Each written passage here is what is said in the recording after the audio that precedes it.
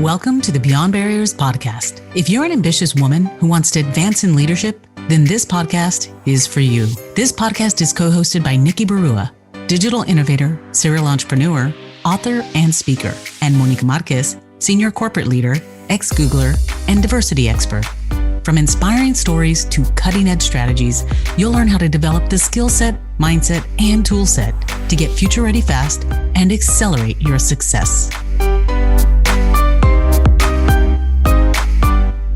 Hi, I'm Monica, your host for today's episode. Dr. Wayne Dyer, the father of motivation, once said, "In all misfortune, there is fortune. With everything that has happened to you, you can either feel sorry for yourself or treat what has happened as a gift. Everything is either an opportunity to grow or an obstacle to keep you from growing. You get to choose." Our guest, Dr. Emily Drabant Conley, shares how she chose to leverage her struggles growing up in the Midwest as a gay teenager in a conservative town to become the leader she is today, and how her lived experiences led her to embrace her authentic self in life and in work. Dr. Conley is the CEO of Federation Bio. Prior to her current role, she spent over a decade at 23andMe, where she helped scale the company from 30 employees into the world's leading platform for genetic-driven drug discovery. As Vice President of Business Development at 23andMe, she architected visionary partnerships across pharma and biotech. Dr. Conley currently serves on the boards of Federation Bio, TMRW, Medrio, and formerly served on the boards of Lesbians Who Tech and the UCSF Alliance Health Project. In this episode, Dr. Conley shares how to move forward through fear, why it's important to believe in yourself as a leader, and why you should always hire people smarter than you. Visit IamBeyondBarriers.com, where you'll find show notes and links to all the resources in this episode, including the best way to get in touch with Dr. Conley. Welcome, Dr. Conley. Thank you so much for joining us on the Beyond Barriers podcast. We are thrilled to have you here today. I am actually very, very interested to learn about, all of your journeys and what you have done. You have some remarkable accomplishments. I mean, having a doctorate in neuroscience and working in an industry that can be very male dominated, and you've been so successful in your own right, that we are thrilled to have you here and share some of your pearls of wisdom with our audience. So without further ado, let's dive right in and tell us a little bit about who is Dr. Emily Conley and how did you get where you are today? Yeah, well, thanks for having me. It's great to be here. And I guess I'm going to go way back to sort of the beginning for me. One of the earliest jobs I had when I was still in high school was teaching autistic children how to swim. And I was so fascinated to get to know these people and understand how they learned, and also like, why do some people have autism and some people don't? And, it's more common in males than females. And so that was the beginning for me of really wanting to understand why we are who we are, what's the role of the brain in all of this. And so that kind of kicked off my scientific journey. And I ultimately, pursued an academic path. I went on to get a PhD in neuroscience and did a lot of work in genetics, and really was passionate about, like, how can I understand disease and how can I translate what we are learning about genes and the brain and health into things that actually help people. And so I ended up leaving academia, which was kind of a bold thing to do, and taking a job in early 2010 at a company called 23andMe that at the time, nobody in my life had ever heard of. It was a very small company. It was about 30 people. And I joined to oversee their neuroscience research, and ultimately, moved on to help build out a business development team there, and stayed for a little over a decade, where I ran business development and corporate development, and just learned so many things. I mean, it was an absolutely incredible experience to see that company be where it is today. It's now a public company and helping a lot of people. And I after my time there, I was still hungry to have more of this kind of translational impact. And I took the helm as CEO at a company called Federation Bio, where we're making medicines for patients with all different kinds of diseases using bacteria, which is a particularly innovative way to make drugs. Yes. And, so it's been an incredible ride. And I know one of the things that you focus on a little bit in the podcast is kind of what are the lessons, that have been important. And when I reflect back on my career and the lessons, the leaders that I've been drawn to and the kind of leader that I think I am, there's this thread of authenticity, and the CEO at 23andMe was this incredibly authentic leader. I've had other amazing female mentors, and it's something that I think I really embody. And some of that came through some big struggles. I grew up in the Midwest, and I was a gay teenager in a, pretty conservative town. And I came out in my early 20s, which was really hard. And not everybody in my life was happy, let's say.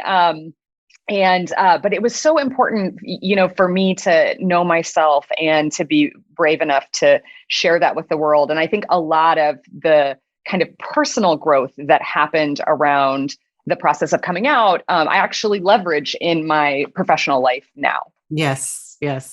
That's so fascinating. And your story is so remarkable in the sense that, a lot of the times individuals can't tie back to where their kind of passion or where their focus came. And you, at a very young age, it seems like in working with these autistic kids, realized that you had a intrinsic kind of curiosity and motivation to want to learn more, and you went with it, which is fantastic, because I think a lot of individuals may have those passions, but then societal norms or, people telling you where you're supposed to fit in a box, and you pursue a different career path. But you stuck with, science and neuroscience and areas that aren't necessarily, would say, predominantly female oriented, I would say, disciplines. So tell me a little bit, what were some of the struggles there? Did you have struggles in the sense that maybe at a young age, people were telling you, no, that's not a career path you should follow? Or did you have all that support, and kind of what helped you kind of stick to your guns and say, this is what I wanted to do? Because you certainly didn't choose the easiest path in the world. It's true. I feel really lucky that my parents were very supportive. And I remember my dad in particular, when I was a kid, he would say things like, you can be anything you want to be.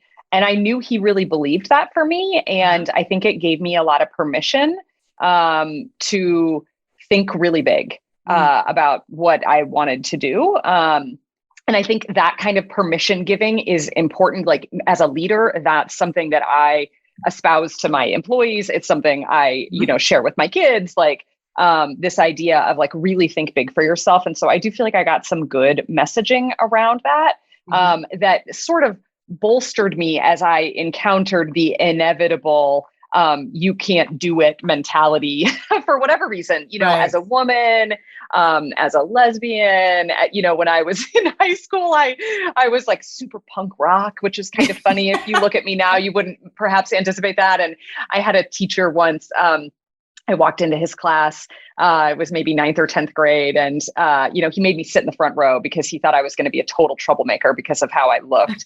And at the end of the year, I was like his favorite student. I like won this award as the most outstanding senior female, whatever. I mean, it was, and so I think that some of it is about having the belief in yourself and like showing up. And if you don't believe you can do it, it's going to be pretty hard. Like, the world may not tell you that you can, right? So a lot of that has to come from inside. It's remarkable what you said in terms of authenticity, because even in the stories that you share of like, total punk rock, just being who you were, who you felt like you wanted to be. And it wasn't necessarily, you were probably walking to the beat of your own drum and dressing in that way, because not everybody was also doing that. Tell me a little bit about, there's a level sometimes of, I would say, what we hear a lot of individuals talking about now is self-doubt, imposter syndrome, the fear of kind of like not fitting in. Yeah. And, just given some of the parallel struggles, I mean, I very much resonate with what you're saying of being kind of, at the time, a young Latina who was gay, who really wasn't out and trying to struggle with all of these different things where you don't necessarily feel like you fit in.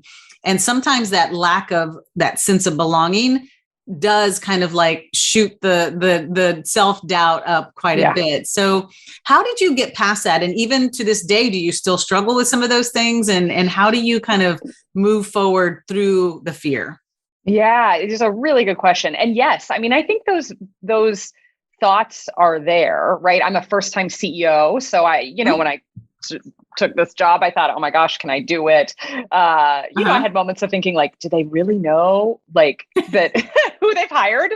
But I think it's really normal. And luckily those voices, there's another voice in there that's like, you got this, you're doing great. You ask for help, and I've developed that over time. And I think, one of the things that we don't talk about enough in the corporate world, when we think about, especially as women, and we think about getting ahead, we really silo it. Like, what are your technical skills? What's the experience on your CV? Like that, there's so much focus. And when I think about the success I've had, like an equal, if not majority of that success has been attributed to a lot of personal work that I've done outside of what's happened in my day-to-day job. Mm-hmm. So I've done a lot of growing through lots of different ways, that footwork has been really important in kind of calming those voices of self-doubt and, developing a lot of the skills that you need as a leader in terms of like how to manage difficult conversations and how to bring in the expertise that you need, or how to, make sure that you're hiring the right mix of folks. Like a lot of the skills there are things that came through me, like doing work around coming out, or, other kind of personal work, therapy work, all that stuff. Like we don't talk about it and it's kind of taboo, but it's actually so essential to being a good leader. That's so insightful.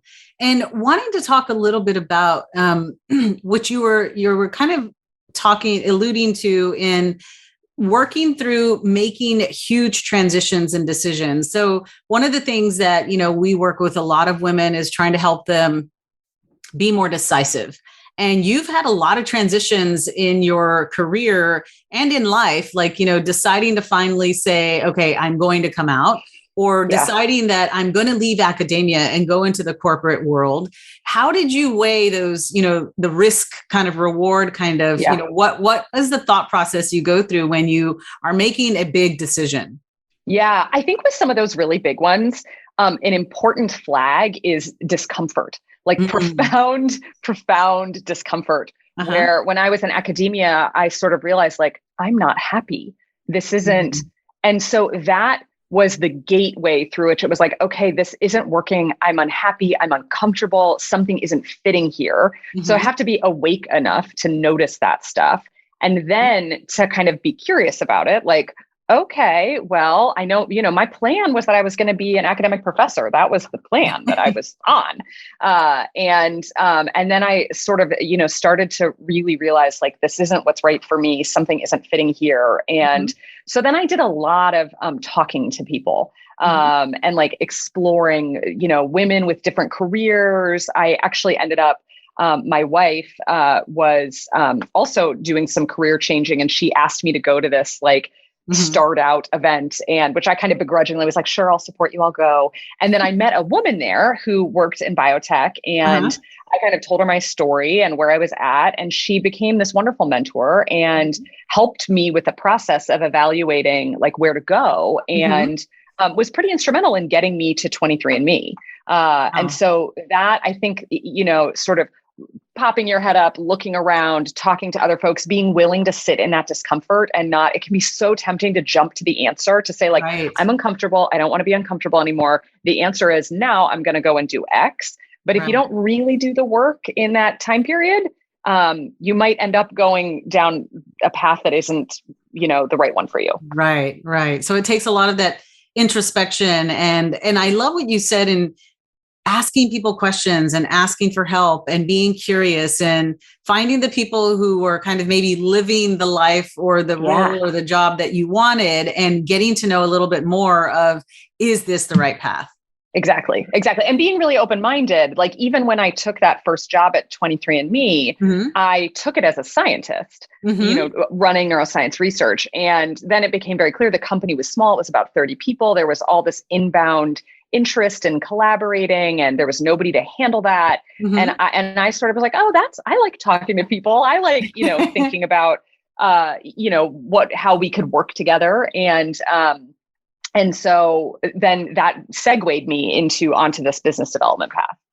And I'm so glad you went there, because I was going to ask, the question of, you did go in a very scientific kind of role, and then you made that transition to more of the kind of like leadership, more administrative, strategic kind of, development type of role. What was that like? Like, what skill sets, or how did you identify those competencies of like, I really do like to do this, and it would lend itself to that? How did you explore some of that? Yeah, some of it happened almost like in real time. People would be reaching out, and we'd be thinking about, well, how could we partner? And I'd be thinking, well, okay, what would make sense for the business? Like, what should we be trying to get out of this? What could we bring to the table? What is the outcome that we could have that could help patients? So some of it started to happen organically, but there was definitely a huge gap. I mean, I feel like I've had so many jobs in my life that I've been horribly underqualified for, and so I sort of learn on the job. And I think that's a thing that women are, men seem to be perhaps more comfortable kind of taking something on and saying like, I don't have all these skills, but I'll apply for this job. And women are like, oh, well, if I don't check every single line item in the job description, like I couldn't possibly be qualified. And so I've just gotten really comfortable kind of taking on things where I'm sort of learning. And there's an element of humility that's required there, that there will be times where I'm going to stumble and I will look like I don't know what I'm doing. And that's okay. And like, I can tolerate that. And so at 23andMe, I kind of started doing some of this stuff. And then the company hired in a woman, Ashley Domkowski, who became a great mentor to me, that was quite seasoned in the business world. And I learned a lot by watching her, and really, wanting to emulate a lot of how she approached things. And I did some additional, like I went to Stanford and did a little mini MBA course. Like I was, I'm a learner. So I went to learn more. I love that you said that, because I really do believe that in this age of digital disruption, things constantly changing. I mean, there's a scary statistic out there that the skill set, the shelf life of skills is only 18 months. And so the true superpower is learning and just in time learning as well, if we want to even get more specific. And so I love what you said, because there is that statistic out there that when it comes to opportunities, job descriptions, things like that, women do they opt out because they don't check every single box. And, I think the statistics like 86% of men, if they check off 2 things, they'll still throw their name in the hat and figure out the rest. But tell me a little bit about, how did you, when you said, okay, I'm only checking 4 or 5 things off this list, and I'm still going to put my name in the hat, and I'm still going to take the CEO job or this business development job, I'll figure out the rest on the way there. What does that mean when you say I'll figure it out? Like, is it, like you said, more studies, or is it just kind of like take it day by day? A mix of things.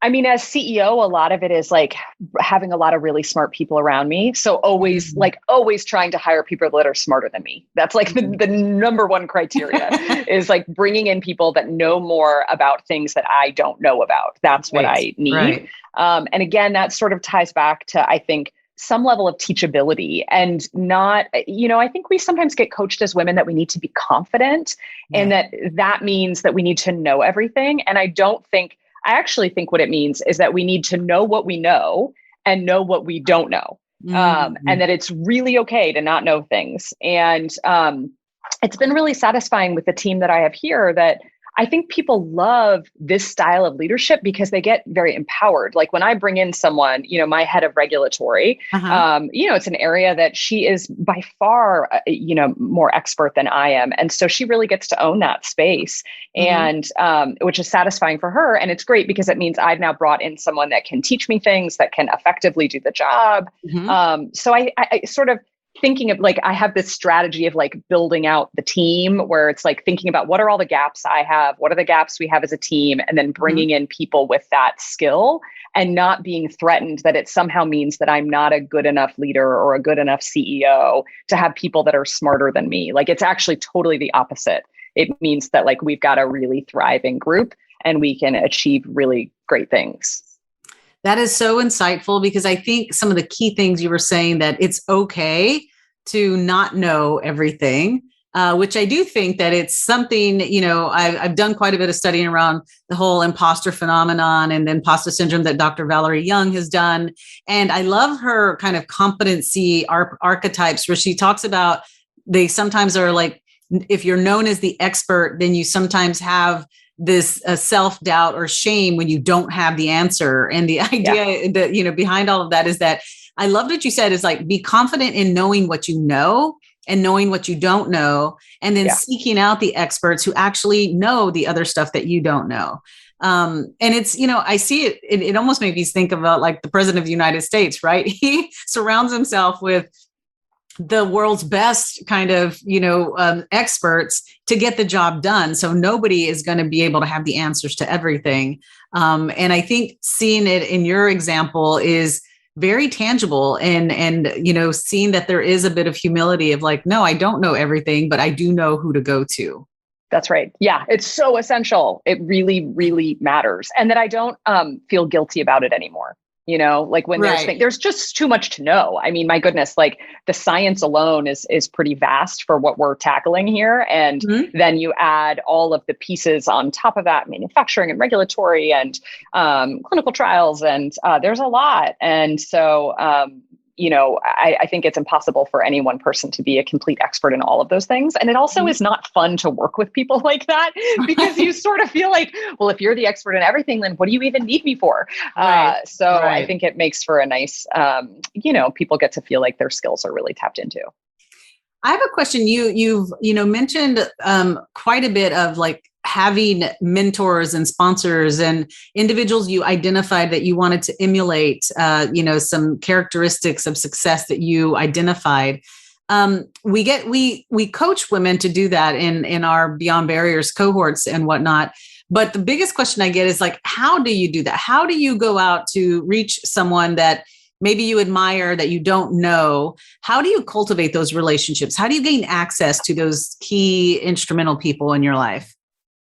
I think some of my advice would be to look around you. That many of the amazing mentors I've had were just people that were in my immediate universe. It wasn't somebody famous or that, that I had to kind of lure in somehow. It was like, I was already surrounded by some pretty smart people. And and I think sometimes we get tripped up in the asking, like, what if I ask them to be my mentor and they say no? But it's not so much, it's like, just start emailing them.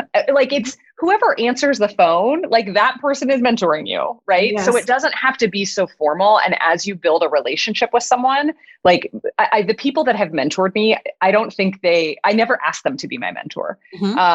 And so it was a much more kind of informal thing that I would sort. And I think they got something out of it because it was nice for them to share their experience and they saw me growing. Which was cool. And so I think, my main advice is like, look in your immediate, for a person that's 1 or 2 steps ahead of you. It doesn't have to be so dramatic and it doesn't have to be so formal that they sort of feel like, oh, I can't take on having a mentee right now. I've got this full-time job. Instead, it's like, hey, could we go for a walk? And then after that walk, hey, could we get a coffee? It's like more simple. I love that. And I love the idea of, like you said, someone who may be just a few steps ahead of you. Because I feel like maybe the advice they'll give you is a little bit more tangible than someone who is 10 years your senior. And then they forget some of the smaller steps that they took to get there.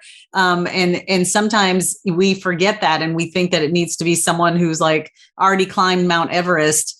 But really those around you who may be just a few steps ahead of you are the ones that you can learn from the most. I think that's powerful. Yeah.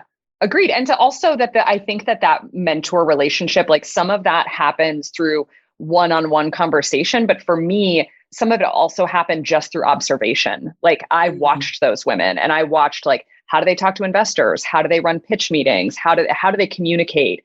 And I learned from watching them. And so that's part of it too. What if you could pinpoint the invisible ceilings limiting your success? Imagine having clarity on your strengths and barriers so you can take action and gain unstoppable momentum to advance as a future-ready leader. Well, that's exactly what the Beyond Barriers quiz will help you discover. You'll get your personalized score based on the 25 essential elements proven to accelerate success in the digital age, so you can understand what's holding you back and where to focus your efforts.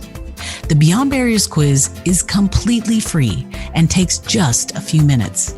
Go to iambeyondbarriers.com/quiz and take the quiz today.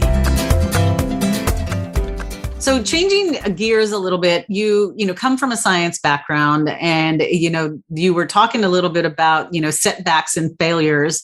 And that is one thing that we see a lot of women struggling with of like, just failure or the fear of failure. So they end up kind of missing or, passing on opportunities because of that fear that they might fail. And so what is your 2 cents on failure and dealing with failure? How do you view it? Yeah, I think some of this comes back to doing that personal work about like knowing who you are and the intrinsic value that you have, that no matter what happens, right, that you are a valuable member of the human race. And so there's some groundedness, right? I feel like I, over the years, have developed a groundedness so that even if things go totally sideways, it's like, all right, I'm going to be okay, And I think failures are really important. And the way that we react to them matters a lot, right? It's like something bad can happen and we can then layer a bunch of bad feelings on top of it. And now we're suffering because there was like the primary bad thing that happened. And then all of our like self-flagellation and interpretation, that's like another layer. And so the main goal for me is like getting that other layer off. Like the bad stuff, things aren't always, I work in an industry in drug development, like it's plagued by failures. It's just part of doing science. Like we have a lot to learn. And, and so when those things happen, if I can bring that groundedness and steadiness that for me has come through a lot of development I've done outside of my corporate job, I can bring that groundedness and say like, okay, like I fundamentally believe in a world where like, I'm going to be okay. Things are going to be okay. I have value, like those things that are steadying in those times of failure. And then using them, this is the humility, teachability piece of like, okay, what can I, anytime something happens, I need to look at what my part is in it. Like I have an employee that wants to leave the organization. What's our part? What could we have done better? That should always be the question every time. Like, what can I learn from this? What's my part in it? And then I can use that to grow and do the next one better. And when you take that kind of learning approach, the failures don't seem as overwhelming because it's kind of all on the journey of growth. Right. I love that sense of accountability that you just pointed out in terms of what could I have done better? What could we have done better in order to mitigate the failure in the future? But the other piece is you equating failure to learning. Like, we fail a lot, but it's because we have a lot of learning to do and you learn through that failure. And I think that is extremely critical to keep reminding ourselves to do a bit of a word association of, failure and learning are hand in hand. And it fosters growth. And so I really appreciate you aligning that. Absolutely. I have one more question for you that isn't necessarily on our prep doc, but I'm just fascinated by your background in neuroscience and then the whole 23andMe and working in diversity, equity, and inclusion. And I found it to be phenomenal in that, the 23andMe were people doing their genetic testing and getting results and finding out stuff about their, genetics and even ancestry and things like that, that opened up people's frames of reference around, even like, ethnicity and different things like that. Did you see or see anything on how some of that impacted or maybe opened up conversations around diversity, equity, and inclusion? Definitely. This was one of the really cool things about being at 23andMe in this kind of pivotal time where genetics was just starting to come on the scene in popular culture. And people were taking the 23andMe test and learning more about their ancestry and often finding surprises that they found out they had some unexpected ancestry they didn't know about. And 23andMe actually did this very cool ad campaign that was called like 99% human, because all of us were over 99% genetically identical, like literally exactly the same, because most of your DNA is about what makes you a human and not a bumblebee or a banana. And those things have DNA too. So most of your DNA is about like building a human eyeball or a heart. And I think it's been very powerful for people to see a lot of these old barriers that we had around kind of race and identity, that they're not so black and white, pardon the pun, but they're, that we're much more complex. And I think also for people to realize that their identity is constructed from multiple things. Like there's the genetics and the actual, like your parentage, but there's also the culture that you grew up in and your rituals, and those things matter too. But just lots of cool stories of people being reunited, through 23andMe, or learning really powerful things about their ancestry, and then going on like big trips to various places to learn more, or like change, just all kinds of stuff. That was a very cool part of working there. Yeah, it's been fantastic to kind of see people, their frame of reference around race open up, but then understanding that ethnicity has much more to do sometimes of how you identify and belong. I felt like just, it was an amazing, turning point in science that, you never would have thought would have opened up conversations in a very sensitive topic like diversity, equity, and inclusion. So, when I heard and I learned more about you, I'm like, oh my God, this is fascinating, because I never, I have a bachelor's in biology because I thought I was going to go down the doctor track, the medical track. And then like exposed to so many other things, because there was a narrow kind of like frame of reference of what success meant to my family coming from a small town. Doctor or lawyer is what you needed to be. And then you get into college and you realize there's so much more.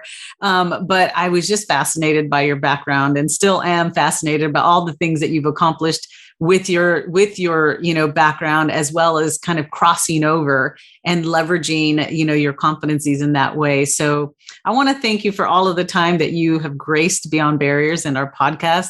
And I'm sure that our audiences are going to be, their interest has been piqued, and they'll likely want to follow you or just kind of understand how could they get in contact with you. What's the best way? Is it LinkedIn? Is it, do you have blogs? What is it that you would want people to follow you on? Yeah, this is probably a place where I could do better. LinkedIn is a great place to find me. I'm Drabant Conley on LinkedIn. I have a Twitter account, but I am mostly just a lurker on Twitter. I don't actually do much tweeting. But so those are two places to find me. Fantastic. So last final words, words of wisdom, or just parting kind of comments that you would like to leave our audience? Yeah, do your work and prioritize the time and the energy that it takes to do that outside of your job, whether that's exercise, meditation, whatever that is for you. Like, make that time, and instead of feeling guilty about taking that time, know that is actually contributing to your success in your job.